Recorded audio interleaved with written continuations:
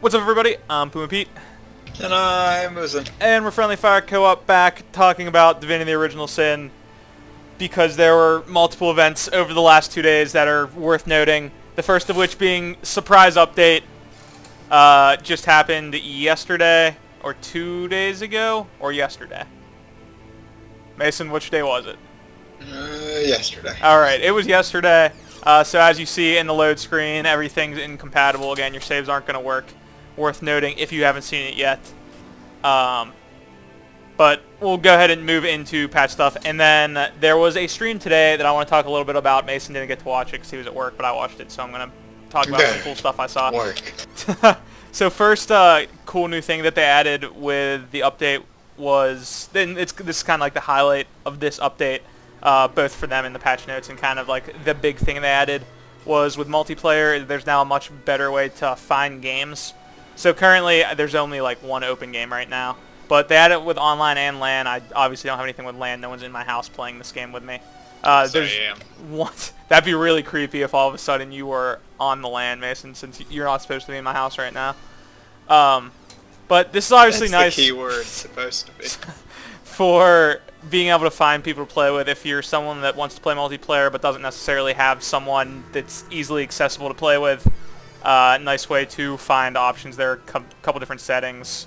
Party level to, I mean, obviously super high party level doesn't exist yet in game, but eventually it will. Friends and not full, nice little things as well. So that's basically the highlight. Just being able to easily find multiplayer games to play with now. But aside from that, there were a couple, I don't know, noteworthy bug fixes and patches that we're going to talk about. So I'm just going to stay on the main menu for this. Actually, I'll go into character creation because there's one character creation related thing that I want to talk about. But aside from that, none of this is going to be particularly big. We just wanted to do this to let you guys know about the update. And obviously, all of the patch notes will be in the link, or in the description below with a link. So you guys can check that out if you want to see stuff that we did not talk about. The big character creation thing that I want to mention is when you're looking at abilities now, it'll show you like what the next level will give. So here, willpower. Oh, doesn't work with willpower. But there you go, Aerothurge. Level 1 allows you to learn and use 3 Aerothurge spells. Level 2 allows you to learn and use 5 Aerothurge spells. Not like a big change, but it's convenient for people that were kind of a bit more unsure of how certain skills worked. And it'll let you know a little bit about like what you can expect coming up with like next levels. I know it's something that some people had requested. I'd seen that on like forums and things, so I'm sure that was them listening to the community, which is cool. Second change, added notification once your turn in combat. Maybe I'll finally respond when it happens. Yeah, odds are, if you have a friend that is like Mason, he never knew when it was his turn. I'd be like, hey Mason, it's your turn now.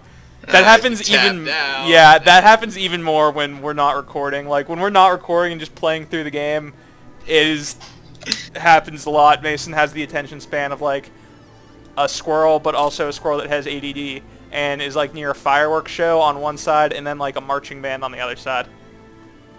That's more or less the best way I could describe Mason. Yeah. Next change is something that I'm excited for. I don't know exactly what the ability is. They added a lightning strike skill.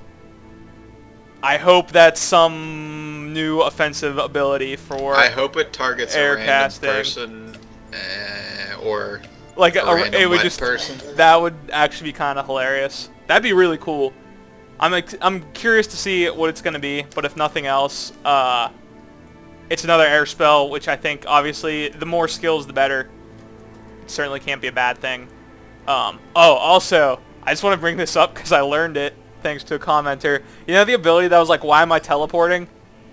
Yes. So apparently Isn't it the lightning strike ability that like teleports you behind people? It's supposed to teleport you like behind each target when you hit them, and then you're supposed to land behind your last target, but for whatever reason it's glitched, so it was landing me behind me. So like you're supposed to move. But do you like, technically hit yourself or something? I wasn't moving the right. You don't hit yourself. You were just landing behind yourself. I don't know. It's very confusing. I just wanted people to know, like, I understand that you told me in the comments, but like disregard the fact that I learned for the next like 5 or 6 videos because we record in bulk. So I'm going to continue to rage about it. I'm not ignoring you. I know. I just can't do anything about that. He's ignoring you. All right. Next big change. Something I'm happy about. Party members will quote always avoid traps. There's no way. Yeah, there's no way they're always going to avoid it. Mason, you don't count. No. No. It's just it doesn't count if you have 2 human players. Doesn't count if Mason's an idiot. Actually, I think I set off way more traps than you. Yep. But either way, I'm excited that NPCs won't set off traps if it'll actually work like that. You know, they say that's how it's supposed to work, but you can never really know with 100% certainty. So we'll see for sure if that'll actually work the way it's intended to. But it's nice that it's at least, you know, there as an option. Next change, I just want to bring this up because I use Steam Cloud Arrows so much. Steam will no longer burn or do damage. So That's a thing. I don't know what the point of Steam is anymore. You can electrify the clouds. So that's all a Steam Cloud Arrow is going to do now, is just I can then electrify it afterwards. It might make them warm and... Seems like quite the nerf to Steam Cloud Arrows that I'm not particularly excited about. It's basically, it's an indirect nerf to Ranger, because like, I thought that was one of my best AoE capabilities with Steam Cloud Arrows. So, it's at least noteworthy, you know, for that purposes. And then last big patch change is something that I'm sure like some people will be really happy about, is that you can now dye armor. With dyes in the game, you can then add to armor to create like dyed armor pieces. This isn't something that... colors. Yeah, I was not too concerned about something like this. I mean, I guess I like when my character matches, but in this game, because you know you're zoomed out at you know, a kind of a faraway perspective, it's not something that I was like, they totally need to add this. But oh, hey, they added voice. Did they? Well, there are 3 voice options at least. I can't hear That's them. a thing. I like just noticed this, people of the internet, so this is exciting for me. There's warrior voice, rogue voice, and wizard voice. I'm gonna go look at the female one real quick. And if you're like, Rogue why voice, is wizard Mason voice, warrior not voice. talking about the patch? I may or may not have read the patch notes. Mason was Yeah. busy with work today, Yep, so that's the thing. he's mostly here to add side comments while I talk about most things. This is actually really cool if these are working now. I didn't see anything about the voices in the patch notes, and I would have thought that that would be like something big and noteworthy that they would have mentioned if it was working, but... Like big red bold letters? Yeah, but the option's here, so maybe voices here. Let us know if it is, if you're playing, and if you have experienced the voices yet, let me know how they are. I'm sure that the voice acting is going to be really big. Apparently it cost them quite a bit of quiche, which is actually going to kind of bring me to the next point. The stream today, they were talking about things like that. So if you missed it, there was a stream today for about an hour to an hour and a half where like the main head guy of Larian, I don't know what position he is, he was showing some of the later game content, and they also highlighted the like the map editor and all of the editing things that are going to come with Divinity. So I'm going to talk about both of those things because I'm really excited about both of them, but I'll talk about the game first.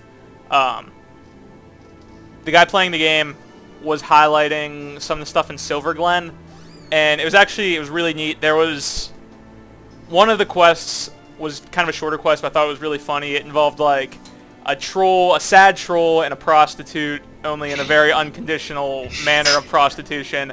It was awesome. I'm super excited to show that quest when the game comes out, if you guys haven't seen it. If you guys have seen it, I'm sure you were as surprised as I was with how that entire scene played out. It was awesome. I'll definitely have a link to the past broadcast on Twitch. It's not on YouTube. It's not on... Yeah, they're VOD. On Twitch. We'll have that in the description too if you guys want to check that out. But that quest was awesome. And then he launched into a more like involved, more of like a story arc-esque quest. So there are spoilers in the stream. If you want to avoid them, don't go watch it. But there's one quest that was really cool. There were a ton of different ways that you could approach it. Sneaking past people, fighting people, getting yourself arrested, talking to people. There were like a ton of different ways. Splinter Cell. I'm really excited to see what they're going to do. It was in Silver Glen. They showcased a Arctic area, and it looked awesome. Like the whole snow, all the snow effects just looked great. I'm super excited to kind of get my hands on that kind of content, since right now we've been working with the same stuff for a while. And of course that'll be in about 2 weeks from now, so not too much longer, 12 days I think. Larian, please. 12 days, assuming there's no more delays. He didn't have the voices turned on, unfortunately, so you won't be able to see that.